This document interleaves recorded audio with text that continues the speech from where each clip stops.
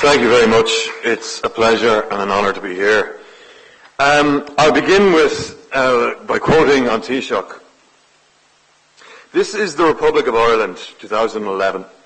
A republic of laws, of rights and responsibilities, of proper civic order, where the delinquency and the arrogance of a particular kind of morality will no longer be tolerated or ignored. Regardless of our current economic crisis, the children of this country are, and always will be, our most precious possession of all. You'll doubtless remember that quotation. It comes from the moment a few years ago when our Taoiseach defied the banks, effectively letting Anglo-Irish and senior bondholders float down the Liffey to ensure that our precious children would be properly educated today and would have jobs tomorrow. Oh, sorry, I've mixed up something here.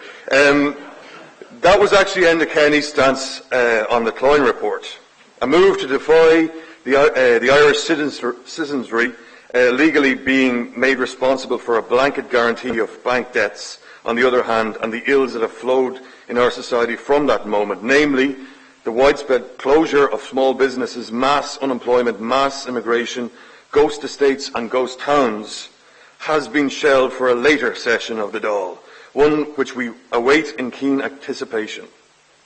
Now, and for time to be, the exercise of Irish democracy is subordinate to the policies of bigger European countries. So to answer the question, where stands the Republic, we must begin by addressing how it toppled into this decrepit state to begin with.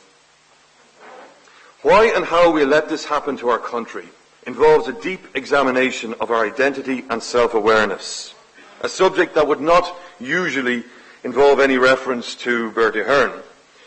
But bear with me and picture the following scene. It is a conference hall in a Donegal hotel. That shouldn't be too hard to picture. And the time is 2007. Ahern, puffed up by a third general election victory, is standing tall, and he spits from the podium that opponents of Tiger Mania, Celtic Tiger Mania that is, should commit suicide for refusing to get into the swing of things. The conference hall erupts in applause. One such party pooper was Morgan Kelly, the Cassandra-like Irish economic analyst who predicted the property bubble bursting and many of our woes resulting from it. But the Irish electorate didn't heed Kelly's voice in time because the clapping was so cacophonous. But the worm turns, and how. The exposure of the political culture Fianna Fáil so sedulously constructed should inevitably have raised questions about the backslapping that cheers the dutifully marked ballot sheets. It should have gone some way to creating a new political consciousness in our society and prompted a move away from past deceits. It should have given us occasion to examine systemic failures. Instead, it brought us out in strong numbers to suspend Fianna Fáil for a few years before swinging back to the current circumstances where it is the most popular political party in Ireland. Bearing in mind that this spring Iceland elected the Independence Party back to office, the party that bankrupted their country, and voted out the only left-wing alliance that they ever managed to elect, and that we're about to do something similar in our next election, it seems, and to swallow Fianna Fáil's populist policies on mortgaging, the following questions cannot be ignored. 1. Why can an interest group ruin a country, seriously affecting the lives of millions of people, and be entirely forgiven for doing so in the following election? And 2, why should we accept such a transparently feeble excuse for democratic representation? The answer, I believe, lies in a flaw in our system of democracy, the political dimension of our civilization, which is failing us. I'll explain more about that. Last month, I had participated in Ireland Tage, which was a gathering of Irish and German journalists, academics and diplomats in the western German city of Saarbrücken, a city which was over the years the site of millions of bodies being strewn on either side of that shifting border, and where people are fully aware of the importance of the European project. Anyway, Ireland Tage culminated in a debate between Eckhard Lubgemeyer, the German ambassador to Ireland, and Dan Mulhall, the Irish ambassador to Germany. The chair, Derek Scally, put the question to Dan Mulhall that the Eurozone was deficient and a cause of deficiency in democracy. And Mulhall responded, well, there's a responsibility on the part of the lender, there's a responsibility on the part of the borrower, and there's also a responsibility on the part of the system.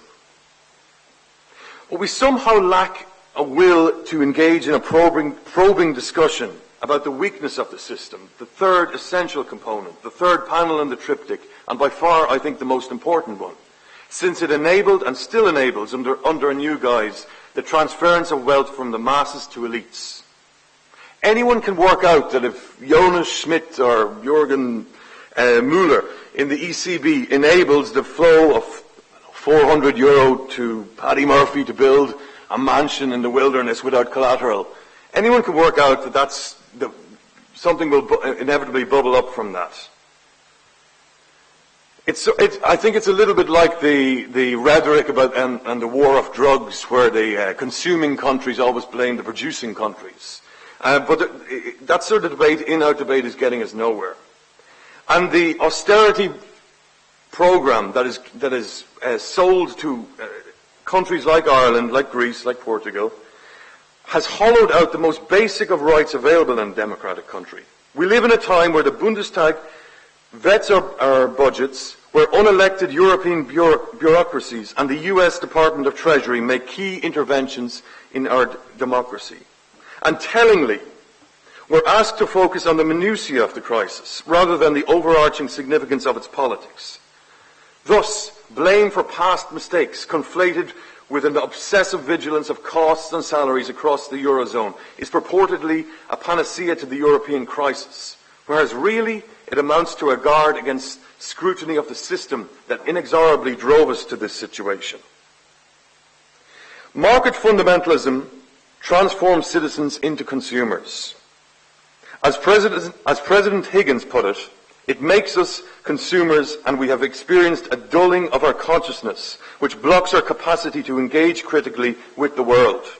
Further, I'm quoting President Higgins from the Open Mind guest lecture, RTE, in 1992. He said, "A new version of education which denied creativity as strongly as it demanded from even the earlier levels of education the dehumanizing values of Friedrich von Hayek, borrowed by Milton Friedman and used as tools of oppression by the administration of Margaret Thatcher and Ronald Reagan, and brought home to Ireland from the British jumble sale of ideas by insecure followers of acquisitive greed. Not exactly, I suggest, a recipe for representative democracy." And I'd like to apply this alarming tendency to our university education. Some of you may know that the University of Ulster, at its MacGill campus, has just closed the history department. This, if you've been following, as I have over the last number of years, Noam Chomsky's political thought, is very much part of a program which he called the manufacture of consent.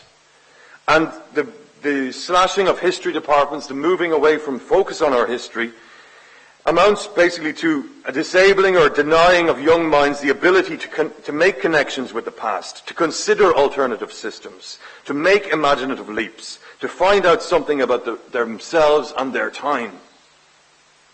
Globalism, through the machinations of banks, provides the most comprehensive way of controlling people. It is open and blunt about its means and objectives. It would sooner uphold zombie banks than offer reasonable bailout terms now that peripheral countries in the Eurozone are forced to rely on such. Make no mistake, this sorry state of affairs has been a long time in the making. You may not have heard of Bernard Connolly.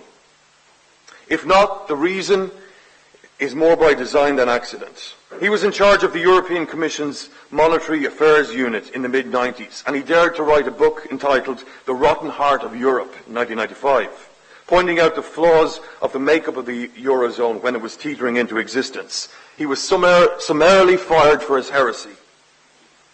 But the case of Connolly is revealing because it disproves the theories of those who insist on tracing Europe's core problems to the crash in September 2008. Europe's financial tycoons in Frankfurt had usurped control of running most of Western Europe well over a decade before that takeover. Right. Constitutions. I'd like to speak a little bit about our constitution and its importance. We know that, for example, the bank bailout happened overnight without our consultation, without the consultation of Dáil Éireann. And that was in breach of Article 15.2 of Bunreacht na hÉireann. Constitutions have the potential to be radical documents. Turkey, for example, ensures the secularity in its constitution, sometimes more honoured in the breach, but nevertheless. The Italian constitution, for example, enshrines the right of citizens to work. But these assertions have no validity unless they're properly upheld. Given that our constitution and those constitutions of other countries are so openly flouted, it behoves us to manufacture dissent. Chomsky talked about the manufacture of consent. Well, the way we dig ourselves out of this, I would suggest, is manufacture dissent. We define Ireland's position in geopolitical terms and geofinancial terms, but that definition has always been dogged by our enthusiasm to claim what it is that we are not. As Mary Harney famously put it in a Eurosceptic speech in 2000, we are closer to Boston than Berlin. Eminently adept at swing voting, our elected representatives today may well invert that formula, but still miss the servility that inheres in it. I fully accept Professor Garreau de Touhy's perspectives offered here last night, that as a small country in a globalised world, that there are limits to what we can achieve outside a framework of cooperation with bigger allies. Still, we should not lack the courage to continually strive to establish Ireland, for it must be an accumulative process, as a centre of its own and constitutive of its own ethos. That courage is evidenced by the Ballyhay movement. Ballyhay, I'm sure you all know, a small village in North County Cork, where an ongoing protest has been going on over austerity and over the bank bailout. And this wonderful group of people had the temerity to actually go to the ECB, to Frankfurt, to nail 40 theses on the door of the ECB and to assert their rights to full independence. They assert that the people of a programme country, which is a despicable phrase, can play an initiatory role in the transformation that is required. For as long as protest takes place well out of sight, the occasional outing to the heart of the Eurozone's machine centre notwithstanding, conducted by disaffected villagers, it is ignored. But when our President Michael D. Higgins spoke against the consensus of economic policy in Europe in May, there was a rush to gag him. How are we doing for time? 3 minutes. 3 minutes, thanks. Okay. Let's skip ahead a little bit. But Higgins and Higgins and the Ballyhay movement embody for me the way forward. The protest has been brewing for a long time. Writing in The Guardian on the 30th of April of this year, philanthropist George Soros argued the heavily indebted countries must channel their citizens' rising discontent into a more constructive channel by coming together and calling on Germany to make a choice. But we will not reverse the European position for as long as we are led by centre-right politicians who want to protect capital holders at all costs. We, the people, young people of Ireland, who both live here and many of us now have to live abroad, need a vote, and we need to be critical and we need to agitate. I'd like to emphasise that in a republic, in a res publica, the debate about who we are is just as important as the results that debate produces. The debate on identity politics, a seeking of self-definition, is an end in itself and constitutes what a republic is really about. It is particularly needful when one's identity is most threatened and when a hostile, invading state attempts to stake claim on people's rights. For that reason, the work of Derry writers like Brian Friel, if Brian Friel is a Derry writer, that's a long debate because I know he's got Lenty's roots, but Seamus Heaney, Seamus Dean, in asserting their art in the political realm is exemplary. They're following in that the dictum of Czesław Miłosz, who pointed out that there's no point in having freedom from something unless you know what you want freedom for. But I want to end on a positive note, and there are a number of reasons for doing so. To stand here, to have underscored Uachtaráin na HÉireann's courageous call to reject the cruel economic doctrine of our time, to participate at a summer school where luminaries such as Brian Friel and John Hume are honoured, is nevertheless to know that Ireland as a nation has extraordinary moral and intellectual strength to draw from. The mightiest challenge for generations is upon us now, and we can draw on strength and example from the courage of people on our island who worked indefatigably to uproot a system of democracy when it had become unworthy of that name.